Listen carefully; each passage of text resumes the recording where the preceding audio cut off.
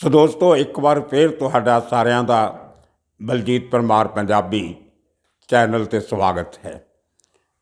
ਆਸ ਹੈ ਕਿ ਤੁਹਾਨੂੰ ਜਿਹੜੇ ਪਹਿਲੇ ਦੋ ਐਪੀਸੋਡ ਬਣਾਏ ਪਸੰਦ ਆਏ ਹੋਣਗੇ।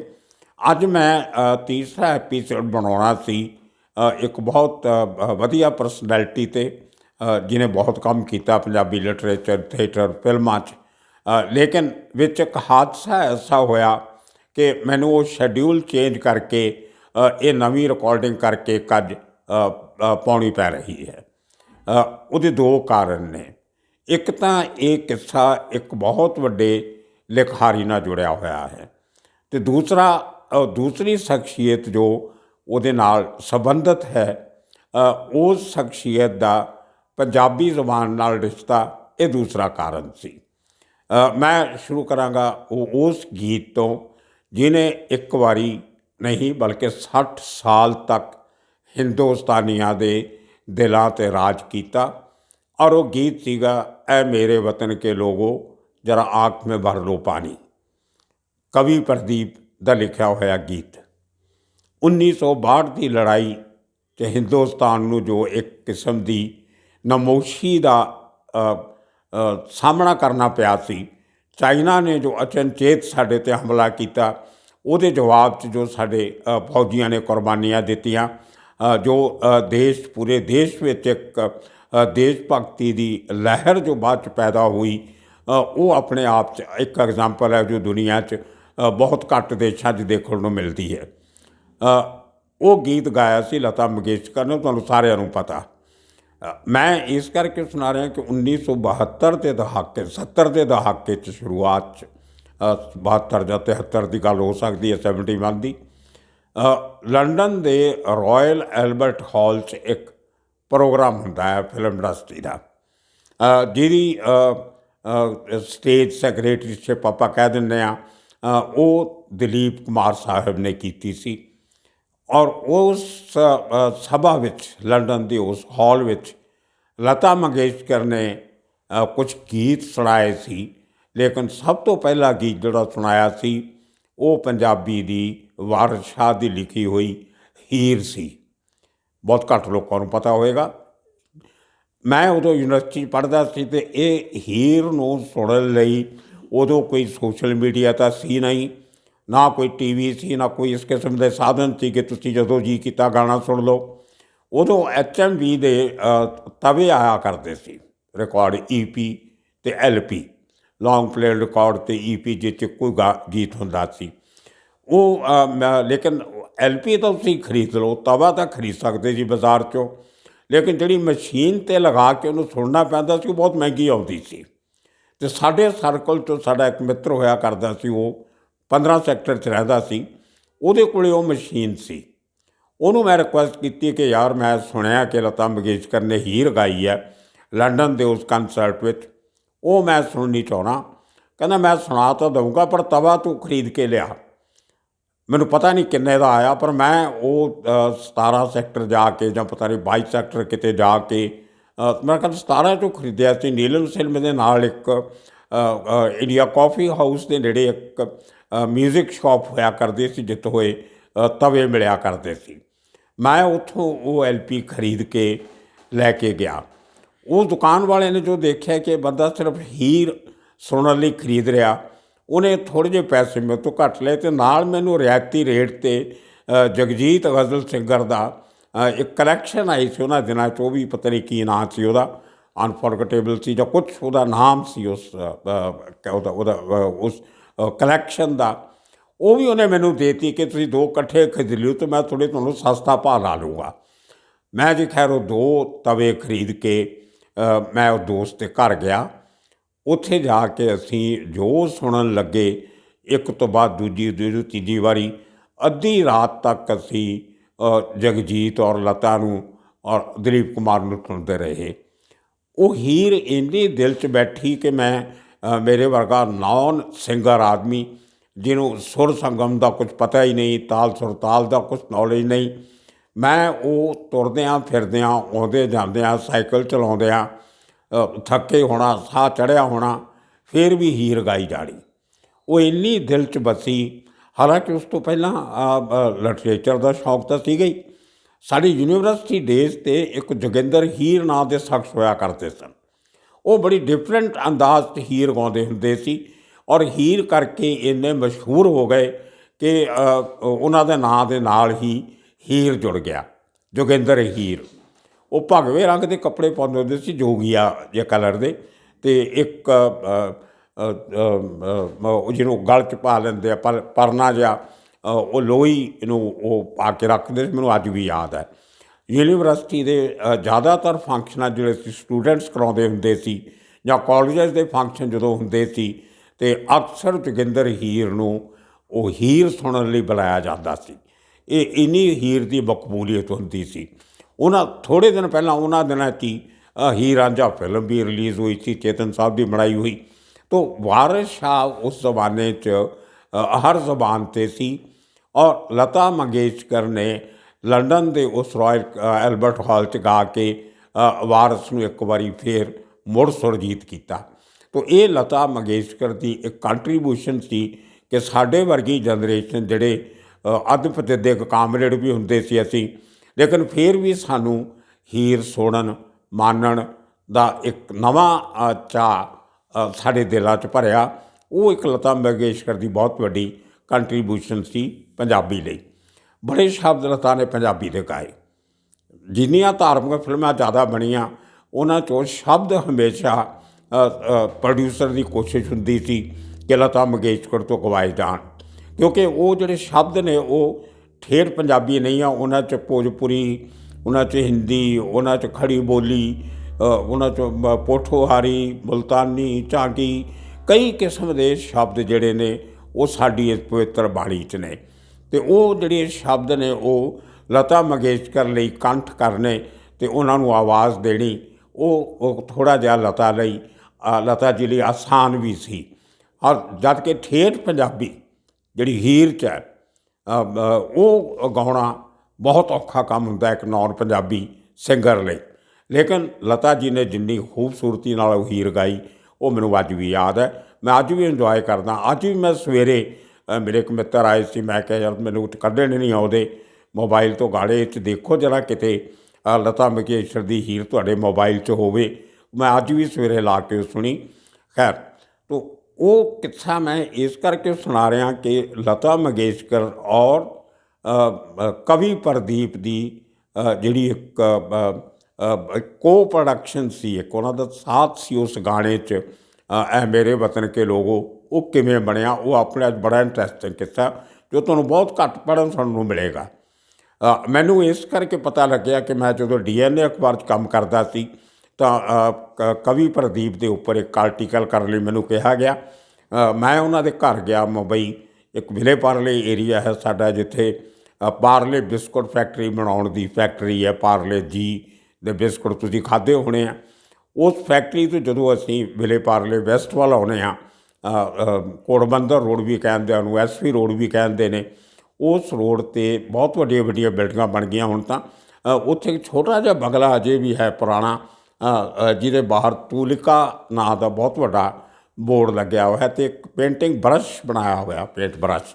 ਉਹ ਤੂਲਿਕਾ ਜੋ ਹੈ ਉਹ ਕਵੀ ਪ੍ਰਦੀਪ ਜੀ ਦੀ ਬੇਟੀ ਮਿਤੁਲ ਪ੍ਰਦੀਪ, ਉਹ ਇੱਕ ਆਰਟ ਸਕੂਲ ਚਲਾਉਂਦੀ ਹੈ ਉੱਥੇ, ਆਰਟਸ ਦਾ ਕਲਾਸਿਸ ਲੈਂਦੀ ਆ, ਔਰ ਖੁਦ ਪੇਂਟਰ ਹੈ ਬਹੁਤ ਅੱਛੀ ਉਹ, ਔਰ ਸੋਸ਼ਲ ਐਕਟਿਵਿਸਟ ਵੀ ਹੈ। ਅਤੇ ਮੈਂ ਉਹਨਾਂ ਨੂੰ ਜਾ ਕੇ ਘਰ ਜਾ ਕੇ ਜਦੋਂ ਮਿਲਿਆ, ਇਹ 2000 ਮੇਰੇ ਖਿਆਲ 10 ਦੀ ਗੱਲ ਹੋਣੀ ਆ, ਉਹਨਾਂ ਦਿਨਾਂ 'ਚ ਮੈਂ ਜਾ ਕੇ ਉਹ ਕਵੀ ਪ੍ਰਦੀਪ ਜੀ ਬਾਰੇ ਇੱਕ ਬਹੁਤ ਵਧੀਆ ਇੱਕ ਆਰਟੀਕਲ ਲਿਖਿਆ ਜੋ ਬਹੁਤ ਮਕਬੂਲ ਹੋਇਆ। ਉਹ ਇੰਟਰਨੈੱਟ 'ਤੇ ਵੀ ਹੈ, ਤੁਸੀਂ ਕਦੇ ਦੇਖਣਾ ਹੋਵੇ ਤਾਂ ਬਲਜੀਤ ਪਰਮਾਰ ਉਹਨੂੰ ਕਵੀ ਪ੍ਰਦੀਪ ਕਰਕੇ ਫੀਡ ਕਰੋਗੇ ਗੂਗਲ 'ਤੇ, ਤਾਂ DNA ਅਖਬਾਰ 'ਚ ਛਪਿਆ ਮੇਰਾ ਉਹ 10-12 ਸਾਲ ਪੁਰਾਣਾ ਆਰਟੀਕਲ ਤੁਸੀਂ ਪੜ੍ਹ ਸਕਦੇ ਹੋ, ਅੰਗਰੇਜ਼ੀ 'ਚ ਲਿਖਿਆ ਹੋਇਆ।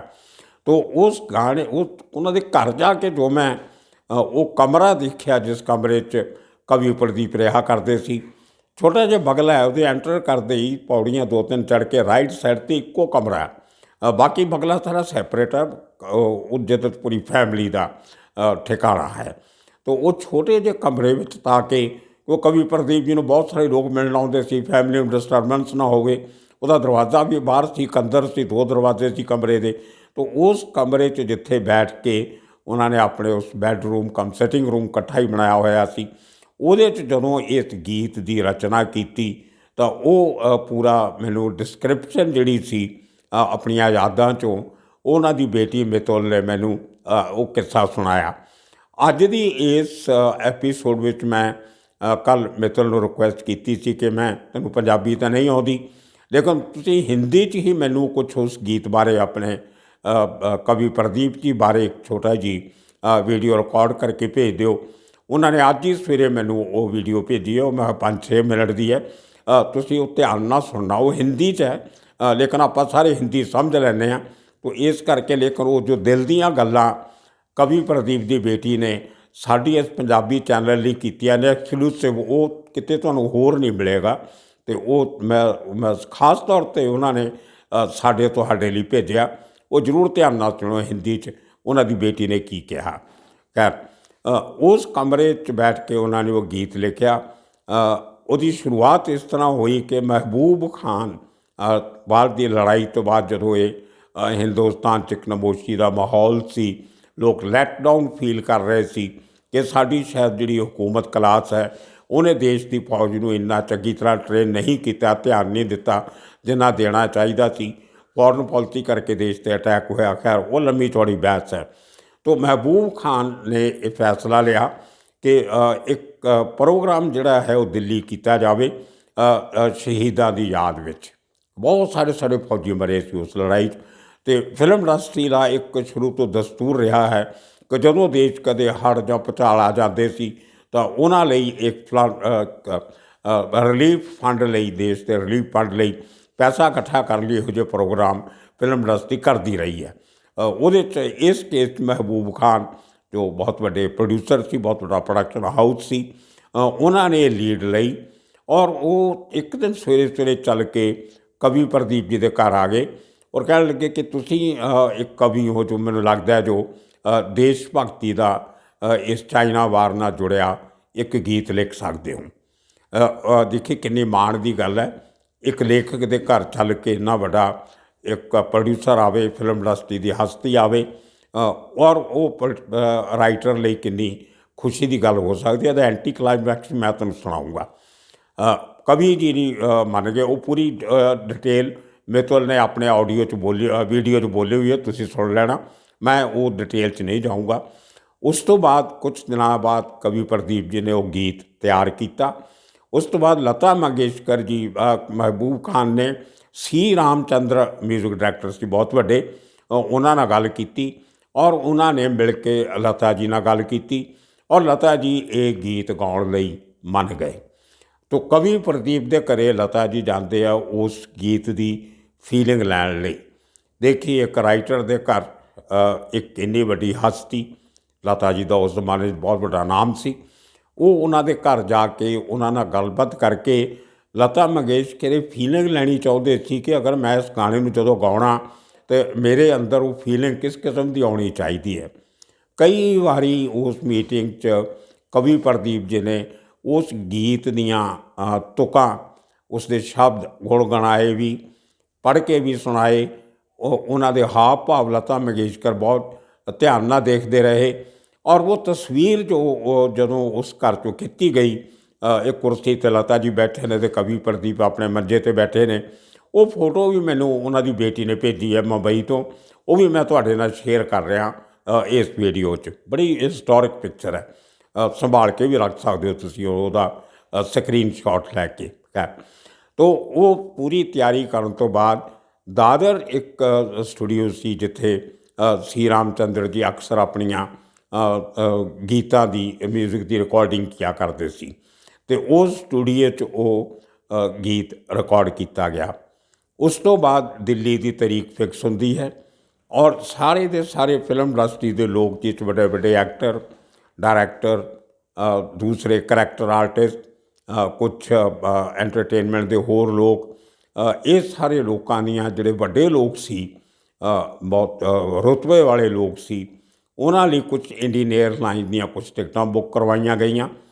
ਉਸ ਤੋਂ ਬਾਅਦ ਜਿਹੜੇ ਵੀ ਥੋੜ੍ਹਾ ਗ੍ਰੇਡਿੰਗ 'ਚ ਘੱਟ ਆਉਂਦੇ ਸੀ ਨਾਮ ਵੱਲੋਂ ਜਾਂ ਪੈਸੇ ਵੱਲੋਂ, ਉਹਨਾਂ ਲਈ ਟ੍ਰੇਨ ਦੀਆਂ ਟਿਕਟਾਂ ਬੁੱਕ ਕਰਾਈਆਂ ਗਈਆਂ। ਤੋ ਕਿਤੇ ਨਾ ਕਿਤੇ ਫਰਕ ਫਿਲਮ ਇੰਡਸਟਰੀ 'ਚ ਵੀ ਰਹਿੰਦਾ। ਅਤੇ ਇਸ ਤਰ੍ਹਾਂ ਕਰਕੇ ਸਾਰੇ ਲੋਕਾਂ ਨੂੰ ਦਿੱਲੀ ਲੈ ਜਾਇਆ ਗਿਆ।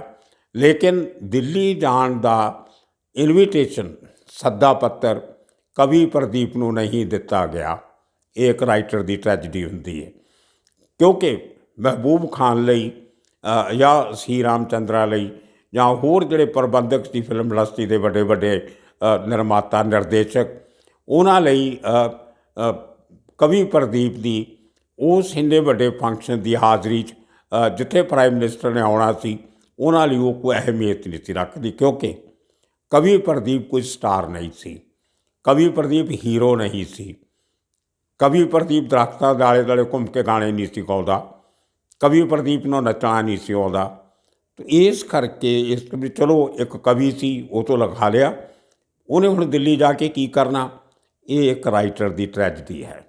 ਇੱਕ ਲੇਖਕ ਨੂੰ ਹਮੇਸ਼ਾ ਹੀ ਥੱਲੇ ਰੱਖਿਆ ਜਾਂਦਾ ਰਿਹਾ।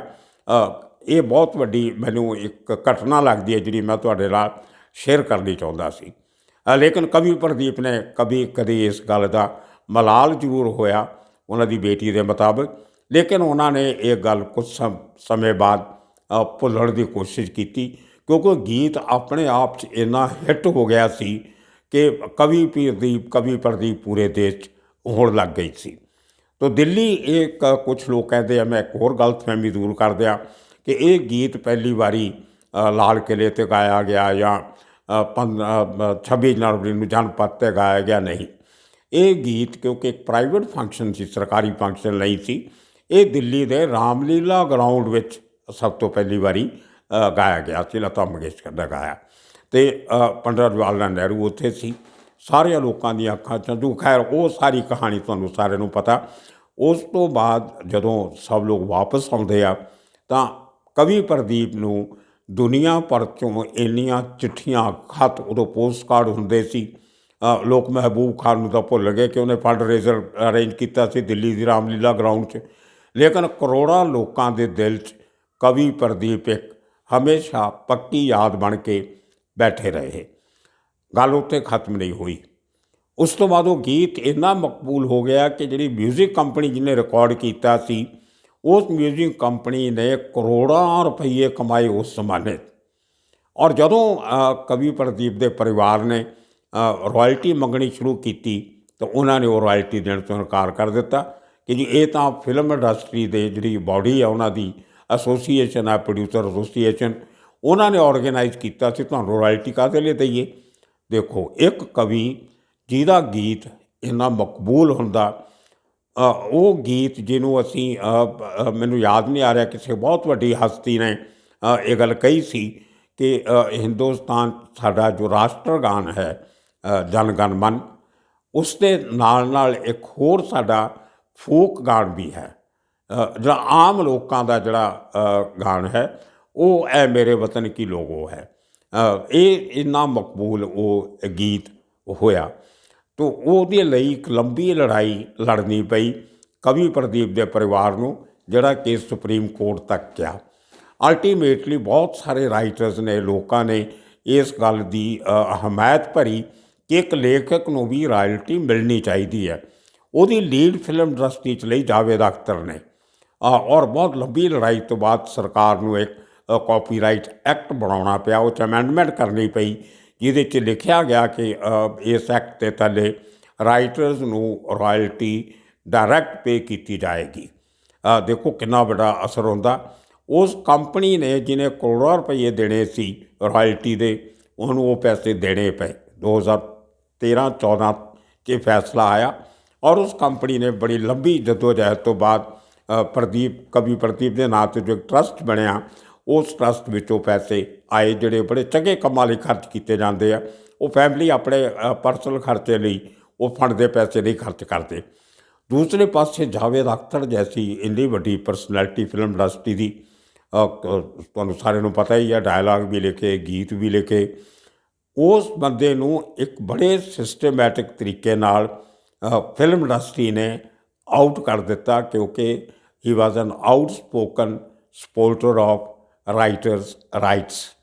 ਲੇਖਕਾਂ ਦੇ ਰਾਈਟਸ ਲੇਖਕਾਂ ਦੇ ਹਕੂਕ ਲਈ ਉਹ ਬੰਦਾ ਲੜਿਆ ਔਰ ਉਸ ਨੂੰ ਉਸ ਤੋਂ ਬਾਅਦ ਵੱਡੇ ਪ੍ਰੋਡਿਊਸਰਾਂ ਨੇ ਕੰਮ ਦੇਣਾ ਬੰਦ ਕਰ ਦਿੱਤਾ। ਕੁਛ ਐਸੇ ਸਿੰਗਰ ਸੀ, ਕੁਛ ਐਸੇ ਮਿਊਜ਼ਿਕ ਡਾਇਰੈਕਟਰ ਵੀ ਸੀ ਜੋ ਅੰਦਰ ਖਾਤੇ ਰਾਈਟਰਸ ਦੇ ਹੱਕ ਵਿੱਚ ਬੋਲੇ ਸੀ, ਉਹਨਾਂ ਨੂੰ ਵੀ ਆਹਿਸਤਾ ਆਹਿਸਤਾ ਸਾਈਡਲਾਈਨ ਕਰ ਦਿੱਤਾ ਗਿਆ। ਇਹ ਮੈਂ ਇਹਨੂੰ ਇੱਕ ਕ੍ਰਿਮੀਨਲ ਐਕਟੀਵਿਟੀ ਕਹਿਣਾ ਕਿ ਤੁਸੀਂ ਆਪਣੇ ਮੁਫਾਦ ਲਈ, ਆਪਣਾ ਪੈਸਾ ਕਮਾਉਣ ਲਈ ਤੁਸੀਂ ਉਹਨਾਂ ਰਾਈਟਰਸ ਨੂੰ ਉਹਨਾਂ ਨੂੰ ਤੁਸੀਂ ਥੱਲੇ ਲਾਉਣ ਦੀ ਕੋਸ਼ਿਸ਼ ਕਰਦੇ ਹੋ ਜਿਹੜਾ ਆਪਣਾ ਹੱਕ ਮੰਗਦੇ ਨੇ। ਖੈਰ, ਇਹ ਲੰਬੀ ਲੜਾਈ ਤੋਂ ਬਾਅਦ ਇਹ ਸਾਰਾ ਕੁਝ ਖਤਮ ਹੁੰਦਾ, ਲੇਕਿਨ ਉਸ ਤੋਂ ਬਾਅਦ ਦੇਖੋ ਇੱਕ ਹੋਰ ਕ੍ਰਿਮੀਨਲ ਐਕਟੀਵਿਟੀ ਹੁੰਦੀ ਹੈ, ਬੜੇ ਛੁਪੇ ਤਰੀਕੇ ਨਾਲ ਕੀਤੀ ਜਾਂਦੀ ਹੈ। ਤੁਸੀਂ ਧਿਆਨ ਨਹੀਂ ਦਿੱਤਾ ਹੋਣਾ, ਬਈ ਹੁਣ ਮੇਰੀ ਗੱਲ ਸੁਣ ਕੇ ਸ਼ਾਇਦ ਤੁਹਾਨੂੰ ਦਿਮਾਗ 'ਚ ਆਏਗਾ ਕਿ ਅਚਾਨਕ 2015 ਤੋਂ ਬਾਅਦ ਇਹ ਗੀਤ ਵੱਜਣਾ ਬੰਦ ਹੋ ਗਿਆ। ਪਹਿਲਾਂ ਤੁਸੀਂ ਕਿਤੇ ਵੀ ਟਰੈਵਲ ਕਰੋ 100 ਕਿਲੋਮੀਟਰ, ਕਿਤੇ ਰਾਹ 'ਚ ਸਕੂਲ ਦਾ ਕੋਈ ਫੰਕਸ਼ਨ ਹੈ, ਕੋਈ ਪ੍ਰਾਈਵੇਟ ਫੰਕਸ਼ਨ ਹੈ, ਤੁਹਾਨੂੰ ਇਹ ਗਾਣਾ ਸੁਣਦਾ ਕੰਨਾਂ 'ਚ ਪੈ ਜਾਂਦਾ ਸੀ, ਐ ਮੇਰੇ ਵਤਨ ਕੇ ਲੋਗੋ। ਲੇਕਿਨ 2015 ਤੋਂ ਬਾਅਦ ਅਚਾਨਕ ਇਹ ਗੀਤ ਸੁਣਨਾ ਬੰਦ ਹੋ ਗਿਆ। ਇੱਕ ਗੀਤ ਦਾ ਕਤਲ ਕਰ ਦਿੱਤਾ ਗਿਆ। ਇੱਕ ਲੇਖਕ ਦੀ ਆਵਾਜ਼ ਦਬਾਉਣ ਲਈ ਇੱਕ ਦਬਾਅ ਬਣਾਇਆ ਗਿਆ। ਪਤਾ ਨਹੀਂ ਕੀ ਕਾਰਨ ਸੀ। ਹੋਇਆ ਇਹ ਕਿ ਸ਼ਾਇਦ ਲਤਾ ਮੰਗੇਸ਼ਕਰ ਨੂੰ ਕਿਸੇ ਫੰਕਸ਼ਨ 'ਤੇ ਬੁਲਾਇਆ ਗਿਆ, ਕਿਉਂਕਿ ਉਹ ਫੰਕਸ਼ਨ ਪੋਲੀਟੀਕਲ ਫੰਕਸ਼ਨ ਸੀ। ਲਤਾ ਜੀ ਨੇ ਜਾਣ ਤੋਂ ਇਨਕਾਰ ਕਰ ਦਿੱਤਾ ਔਰ ਉਸ ਦਿਨ ਤੋਂ ਬਾਅਦ ਜੋ ਹਕੂਮਤ ਦਾ ਡੰਡਾ ਚੱਲਦਾ ਹੈ, ਅਫਸਰਸ਼ਾਹੀ ਆਪਣੇ ਆਪ ਨੂੰ ਮੋਰ ਲਾਇਲ ਦੈਨ ਦ ਕਿੰਗ ਬਣ ਕੇ ਸਾਹਮਣੇ ਆਉਂਦੀ ਹੈ। ਉਹਨਾਂ ਨੇ ਬੜੇ ਤਰੀਕੇ ਨਾਲ ਸਾਰੇ ਸਰਕਾਰੀ ਅਦਾਰਿਆਂ 'ਚੋਂ ਇਸ ਗੀਤ ਨੂੰ ਚਲਾਉਣ ਦੀ ਮਨਾਹੀ ਕਰ ਦਿੱਤੀ। ਅੱਜ ਕਿਸੇ ਤੁਸੀਂ ਦੇਖੋ 2 ਦਿਨ ਪਹਿਲਾਂ ਲਤਾ ਜੀ ਦੀ ਸ਼ਰਧਾਂਜਲੀ ਦਿੱਤੀ ਗਈ ਦੇਸ਼ ਭਰ ਨੇ, ਕਿਸੇ ਟੀਵੀ ਚੈਨਲ ਨੇ, ਸ਼ਾਇਦ ਇੱਕ ਅੱਧੀ ਨੇ ਕਿਸੇ ਨੇ ਦਿਖਾਇਆ ਹੋਵੇਗਾ, ਇਹ ਗੀਤ ਨਹੀਂ ਚਲਾਇਆ। ਹੋਰ ਬੜੇ ਗੀਤ ਚਲਾਏ, ਲੇਕਿਨ ਇਹ ਗੀਤ ਨਹੀਂ ਚਲਾਇਆ। ਉਹ ਗੀਤ ਜਿਹੜਾ ਇੱਕ ਜ਼ਮਾਨੇ ਲੋਕਾਂ ਨੂੰ ਫੌਜ 'ਚ ਜਾਣ ਦੀ ਹਿੰਮਤ ਦਿੰਦਾ ਸੀ, ਪ੍ਰੋਤਸਾਹਿਤ ਕਰਦਾ ਸੀ, ਆਰਮ ਫੋਰਸਿਸ ਜਾਣ ਲਈ ਨੌਜਵਾਨ ਜਾਂਦੇ ਸੀ। ਉਹ ਗੀਤ ਜਿਹੜਾ ਸਾਡੀ ਆਤਮਾ ਨੂੰ ਝੰਜੋੜਦਾ ਸੀ, ਦੇਸ਼ ਭਗਤੀ ਦਾ ਜਜ਼ਬਾ ਪੈਦਾ ਕਰਦਾ ਸੀ, ਉਸ ਗੀਤ ਦਾ 2015 'ਚ ਕਤਲ ਕਰ ਦਿੱਤਾ ਗਿਆ। ਇਹ ਮੇਰੇ ਲਈ ਇੱਕ ਬਹੁਤ ਅਜੀਬ ਮੈਨੂੰ ਤਕਲੀਫ ਦੇ ਗੱਲ ਲੱਗਦੀ ਹੈ। ਇਸ ਕਰਕੇ ਮੈਂ ਇੱਕ ਕਿੱਸਾ ਅੱਜ ਸੁਣਾਉਣਾ ਚਾਹੁੰਦਾ ਸੀ। ਆਪਾਂ ਸਾਰੇ ਲੇਖਕ ਹਾਂ, ਇਹੋ ਜਿਹੀਆਂ ਲੜਾਈਆਂ ਬਹੁਤ ਸਾਰੇ ਲੇਖਕਾਂ ਨੇ ਪਹਿਲਾਂ ਵੀ ਲੜੀਆਂ ਹੋਣਗੀਆਂ, ਅੱਗੇ ਵੀ ਲੜਨੀਆਂ ਪੈ ਸਕਦੀਆਂ, ਲੇਕਿਨ ਹਿੰਮਤ ਨਾ ਹਾਰੋ। ਇਹ ਮਿੱਤਲ ਪ੍ਰਦੀਪ ਨੇ ਆਪਣੇ ਇਸ ਮੈਸੇਜ ਵਿੱਚ ਇਹ ਸੁਨੇਹਾ ਦਿੱਤਾ, ਉਹ ਜ਼ਰੂਰ ਸੁਣਿਓ। ਔਰ ਅੰਤ ਵਿੱਚ ਮੈਂ ਇੱਕ ਆਖਰੀ ਗੱਲ ਤੁਹਾਨੂੰ ਦੱਸ ਦਿਆਂ ਕਿ 6 ਫਰਵਰੀ ਕਵੀ ਪ੍ਰਦੀਪ ਜੀ ਦਾ ਜਨਮ ਦਿਹਾੜਾ ਹੁੰਦਾ ਹੈ ਔਰ ਉਸੇ ਦਿਨ ਲਤਾ ਮੰਗੇਸ਼ਕਰ ਦਾ ਆਖਰੀ ਦਿਨ ਹੁੰਦਾ। ਦੇਖੋ ਕੁਝ ਕੋਇੰਸੀਡੈਂਟ, ਮੈਂ ਸਵੇਰੇ 6 ਤਰੀਕ ਨੂੰ ਮਿੱਤਲ ਨੂੰ ਫੋਨ ਕੀਤਾ ਕਿ ਕਵੀ ਜੀ ਦਾ ਬਰਥਡੇ ਕਿਸ ਤਰ੍ਹਾਂ ਮਨਾ ਰਹੇ ਹੋ, ਕੀ ਕਰ ਰਹੇ ਹੋ, ਅਤੇ ਥੋੜ੍ਹੀ ਦੇਰ ਉਹਨੂੰ ਫੋਨ ਆਇਆ ਕਿ ਜਨਮ ਦਿਨ ਕੀ ਮਨਾਉਣਾ ਸੀ, ਲਤਾ ਜੀ ਨਹੀਂ ਰਹੇ। ਤਾਂ ਦੇਖੋ 2 ਵੱਡੀਆਂ ਹਸਤੀਆਂ ਜਿਨ੍ਹਾਂ ਦਾ ਇੱਕੋ ਗੀਤ ਨਾਲ ਤਾਲੁਕ ਸੀ, ਇੱਕੋ ਗੀਤ ਤੋਂ ਓਵਰਨਾਈਟ ਉਹਨਾਂ ਨੂੰ ਸੁਪਰ ਸਟਾਰਡਮ ਮਿਲੀ ਔਰ ਇੱਕੋ ਦਿਨ ਉਹਨਾਂ ਦੀ ਜ਼ਿੰਦਗੀ ਨਾਲ ਕਿਤੇ ਨਾ ਕਿਤੇ ਮਿਲਦਾ ਜੁਲਦਾ नजर आया। नमस्कार, मैं मितुल प्रदीप, कवि प्रदीप की बेटी हूँ, जिन्होंने लेजेंडरी गीत ए मेरे वतन के लोगों लिखा। कल मेरे पिता कवि प्रदीप जी का जन्म दिवस था, उनकी बर्थ एनिवर्सरी थी 6 फरवरी। उनका जन्म हुआ था 1915 में और अपने इस नश्वर देह को छोड़ा उन्होंने 11 दिसंबर 1998।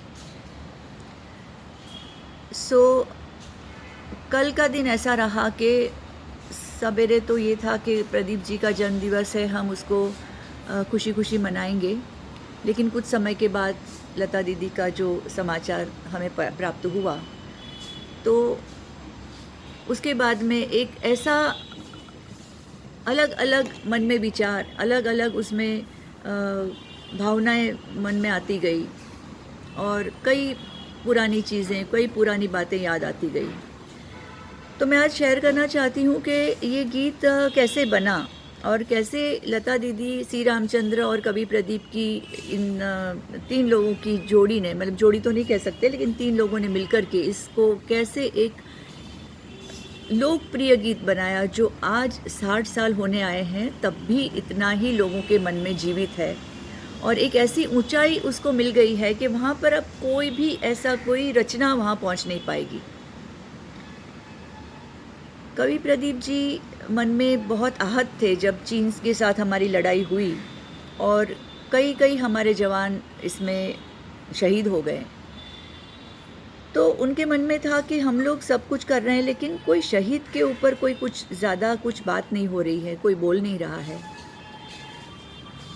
महबूब खान घर पे आए, बड़े प्रोड्यूसर थे।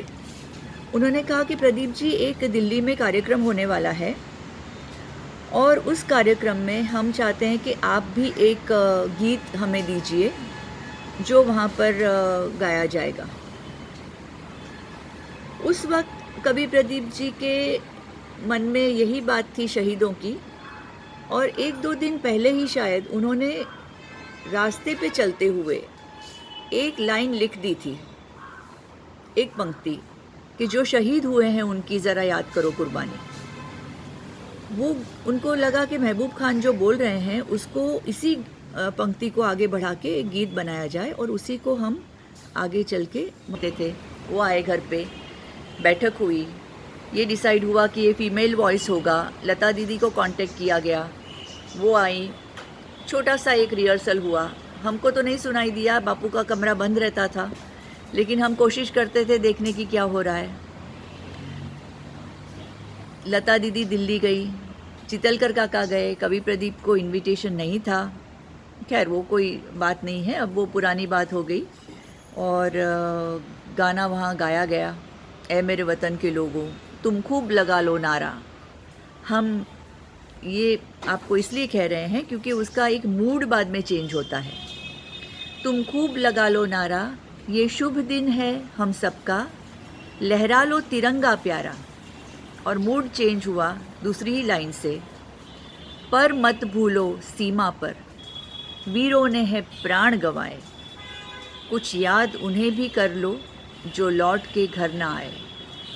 और फिर शुरू होता है, ऐ मेरे वतन के लोगों, ज़रा आँख में भर लो पानी, जो शहीद हुए हैं उनकी ज़रा याद करो कुर्बानी। पिन ड्रॉप साइलेंस था, एकदम से मूड वहाँ चेंज हुआ। इमोशनली लोग चार्ज्ड थे, दुख था मन में। एक शहीदों के लिए ऐसा लग रहा था कि हाँ, हम भूल गए क्या उनको, और आंखों से पानी जा रहा था। लता दीदी ने खुद कहा है कि मैं खुद अपने आप को कंट्रोल करके गा रही थी क्योंकि सभी सामने बैठे व्यक्ति जितने थे वो सभी रो रहे थे, सभी की आंखों में आंसू थे। और जवाहरलाल नेहरू हमारे प्रधानमंत्री उस वक्त के, वो इमोशनली जैसे टूट गए थे, उनकी आंखों से पानी बह रहा था। और ये गीत उस वक्त जन्म लेकर आज 60 साल तक एक ऐसी ऊंचाई को प्राप्त करके बैठा है कि वहाँ अब कोई नहीं पहुँच पाएगा। लता दीदी का स्वर, कवि प्रदीप की लेखनी और सी रामचंद्र जी का संगीत इस गीत को इस तरह से लोकप्रिय बनाएगा, वो उस वक्त किसी को पता नहीं था। दिल दिल में बसा हुआ गीत है और आज मैं याद करती हूँ तीनों को, हाथ जोड़ के मैं नमन करती हूँ और आशीर्वाद देते रहे हमें लता दीदी, मेरे पिता कवि प्रदीप जी, अन्ना, चितलकर काका। देश को आशीर्वाद दीजिए, देश अच्छे से आगे रहे। बस यही मैं सबको आज के दिन हाथ जोड़ के प्रार्थना करती हूँ और आपको नमस्कार करती हूँ। नमस्ते। ਆਉਣ ਵਾਲੇ ਦਿਨਾਂ ਵਿੱਚ ਇਸੇ ਕਿਸਮ ਦੀਆਂ ਹੋਰ ਕਿੱਸੇ ਕਹਾਣੀਆਂ ਲੈ ਕੇ ਫਿਰ ਹਾਜ਼ਰ ਹੋਵਾਂਗੇ। ਕੱਲ੍ਹ ਮੈਂ ਆਉਣ ਵਾਲੇ ਕੱਲ੍ਹ ਤੁਹਾਨੂੰ ਕਿੱਸਾ ਸੁਣਾਵਾਂਗਾ ਉਸ ਪ੍ਰੋਡਿਊਸਰ, ਡਾਇਰੈਕਟਰ, ਐਕਟਰ ਦਾ, ਲੇਖਕ ਦਾ, ਜਿਹਨੇ ਬੰਬਈ ਜਾ ਕੇ ਪੰਜਾਬ ਤੋਂ ਇੱਕ ਛੋਟੇ ਜਿਹੇ ਪਿੰਡ 'ਚੋਂ ਉੱਠ ਕੇ ਬਹੁਤ ਨਾਮ ਕਮਾਇਆ, ਬਹੁਤ ਚੰਗਾ ਕੰਮ ਕੀਤਾ। ਤਦ ਤੱਕ ਕਰੋ ਇੰਤਜ਼ਾਰ ਕਰੋ। ਔਰ ਉਦੋਂ ਤੱਕ ਸਾਰੇ ਤੁਹਾਡਾ ਸਾਰੇ ਦਰਸ਼ਕਾਂ ਸਰੋਤਿਆਂ ਦਾ ਬਹੁਤ ਬਹੁਤ ਧੰਨਵਾਦ, ਸ਼ੁਕਰੀਆ।